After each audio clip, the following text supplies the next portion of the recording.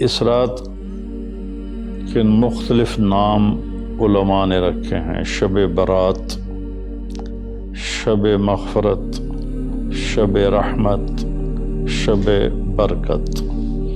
حدیث پاک میں اس کا کوئی نام نہیں ہے۔ حدیث پاک میں ہے لیلۃ نصف من شعبان، آدھے شعبان والی رات، یعنی 15 شعبان کی رات۔ اس میں صرف یہ الفاظ ہیں۔ یہ نام بعد کے علماء نے رکھے، چونکہ اس میں مغفرت ہوتی ہے تو اس کا نام شب مغفرت، اس میں جہنم سے خلاصی ہوتی ہے تو شب برات، اس میں برکات کا نزول ہوتا ہے تو شب مبارک، اس میں اللہ کی رحمت کا نزول ہوتا ہے تو شب رحمت۔ لیکن لیلۃ نصف من شعبان اس کا نام حدیث پاک میں آتا ہے۔ اس کے بارے میں امت میں 2 طبقے ہیں، دونوں انتہا پر ہیں، جو نامناسب ہے۔ ایک طبقہ ہے جو بالکل اس کی نفی کرتا ہے، رد کرتا ہے اور اس میں شدت اختیار کرتا ہے۔ اختلاف کا اصول ہے کہ اپنی بات پیش کرو، دوسرے کو عزت دو، لیکن اپنی بات پیش کرتے ہوئے روڈ ہو جانا، ریش ہو جانا اور دوسروں کی بے عزتی کرنا، یہ اللہ کو ناپسند ہے۔ یہ اللہ کی بارگاہ میں انتہائی ناپسند چیز ہے، تو اس کی بالکل نفی کرتے ہیں کہ کچھ بھی نہیں ہے۔ ایک طبقہ ہمارے ہاں ہے جنہوں نے کیا کچھ اس میں ڈال دیا ہے، یہ بھی بالکل غلط ہے، یہ بھی نہیں ہونا چاہیے۔ جو اعتدال کی بات ہے میں آپ کے سامنے پیش کر دیتا ہوں۔ اللہ کے فضل و کرم سے یہ اعتدال والی ہے، یعنی نہ شدت ہے نہ وہ بدعت ہے، درمیان کی چیز ہے۔ امید ہے صحیح ہوگی۔ اس رات کی فضیلت کو 10 صحابہ نے روایت کیا ہے، جس سے ابو بکر رضی اللہ عنہ بھی ہیں، حضرت عائشہ رضی اللہ تعالیٰ عنہا بھی ہیں، لیکن یہ ساری حدیثیں ضعیف ہیں۔ ضعیف حدیث سے کوئی حکم ثابت نہیں ہوتا، لیکن ابن العثیمین رحمۃ اللہ علیہ چند سال پہلے سعودیہ کے بہت بڑے محدث بھی تھے، مفسر بھی تھے، فقیہ بھی تھے اور بہت بڑے عالم تھے۔ انہوں نے لکھا ہے کہ 10 حدیثیں ضعیف جب اکٹھی ہو جاتی ہیں تو وہ حسن کا درجہ حاصل کر لیتی ہیں۔ حسن لغیر ایک ٹرم ہے محدثین کی کہ وہ قابل قبول ہو جاتی ہیں اور اس کو فضائل میں قبول سمجھا جاتا ہے، حجت سمجھا جاتا ہے۔ عمل کے ثبوت کے لیے، عبادت کے ثبوت کے لیے، عقیدہ کے ثبوت کے لیے صحیح حدیث کے بغیر کوئی حدیث بھی قبول نہیں ہے۔ تو اس لیے 10 حدیثوں ضعیف کا جمع ہو کر اس کی فضیلت کا بولنا اس کے اندر کچھ نہ کچھ رکھتا ہے۔ اور فضیلت جو اللہ کے نبی نے ارشاد فرمائی کہ 15 شعبان کی رات کو حضرت عائشہ فرماتی ہیں میں اٹھی تو آپ بستر پر نہیں تھے، تو میں ڈھونڈنے نکلی تو آپ جنت البقیع میں پہنچے ہوئے تھے، تو آپ نے دیکھ کر کہا عائشہ تو کیا سمجھتی ہے کہ اللہ اس کا رسول تمہارے ساتھ خیانت کریں گے؟ میں تو بقیع والوں کے لیے آیا تھا دعا کرنے۔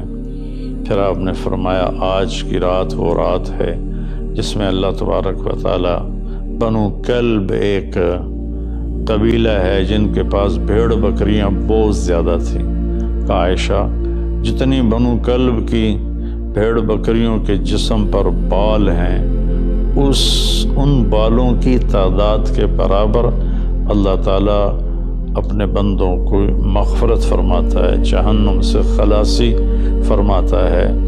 اس پر شب برات اور شب مغفرت علماء نے اس کا نام رکھا، میرے نبی کی زبان سے یہ نام نہیں نکلا۔ تو اس کی یہ فضیلت ہے کہ اس میں اللہ تعالیٰ کی طرف سے بخشش کا نزول ہوتا ہے۔ باقی یہ جو کہتے ہیں کہ اس میں فرشتہ اترتا ہے اور سارے سال کا بجٹ بتاتا ہے اور سارے سال کے واقعات، یہ کسی حدیث میں میری نظر سے نہیں گزرا۔ سورہ دخان میں فیہا یفرق کل امر حکیم کا جو آیت آتی ہے تو اس سے پہلے کی آیت شب برات کی نفی کرتی ہے، انا انزلناہ فی لیلۃ مبارکۃ، کہ ہم نے اس سے مبارک رات میں اتارا قرآن پاک۔ تو قرآن پاک تو لیلۃ القدر میں اترا ہے، تو اگر کوئی کسی قسم کے اعلانات ہوتے ہیں تو پھر شب قدر میں ہوتے ہیں، اس رات میں نہیں ہوتے۔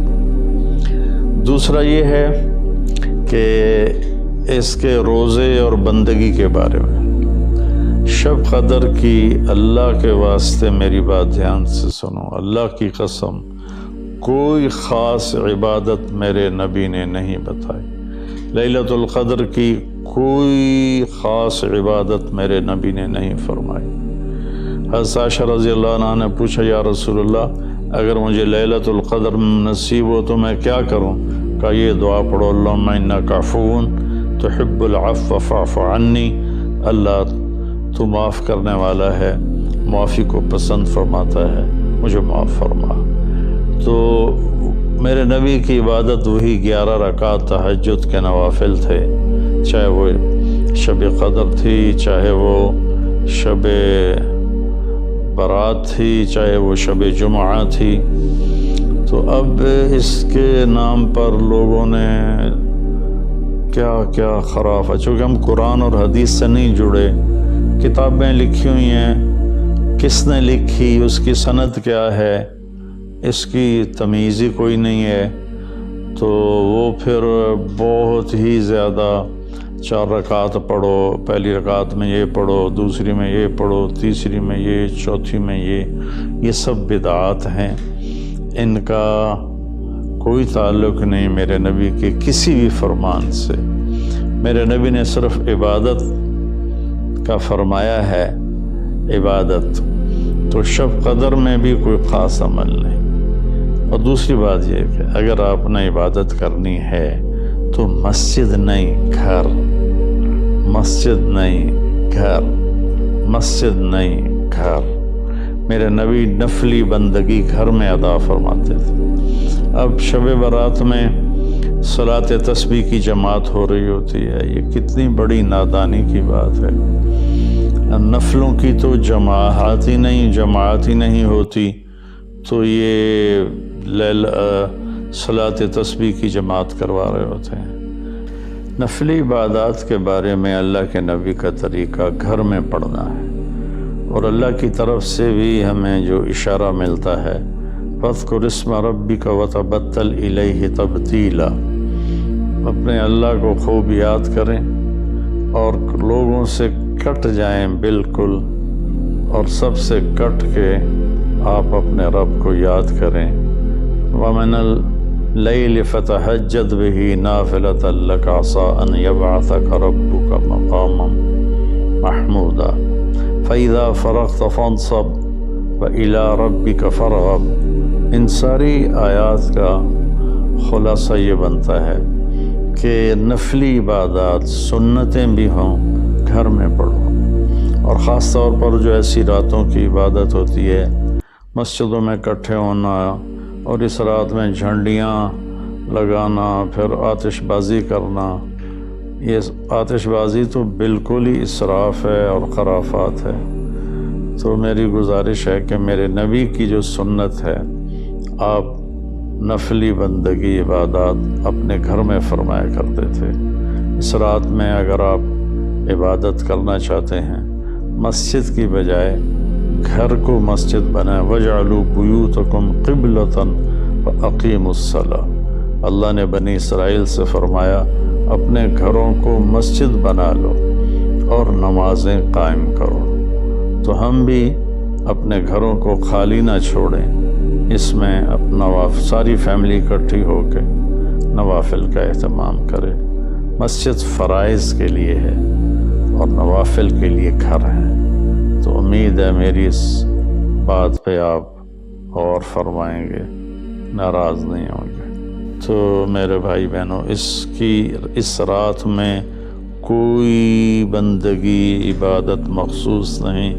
ہاں، آپ تہجد کے نوافل پڑھیں، ساری رات پڑھیں، آپ قرآن کی تلاوت کریں، ساری رات کریں، آپ اللہ کا ذکر فرمائیں، ساری رات فرمائیں، آپ دعا مانگیں، چاہے ساری رات مانگیں۔ یہ مخصوص اعمال یہ ہیں: نماز، تلاوت، ذکر اور دعا، اور آنسوؤں کے ساتھ۔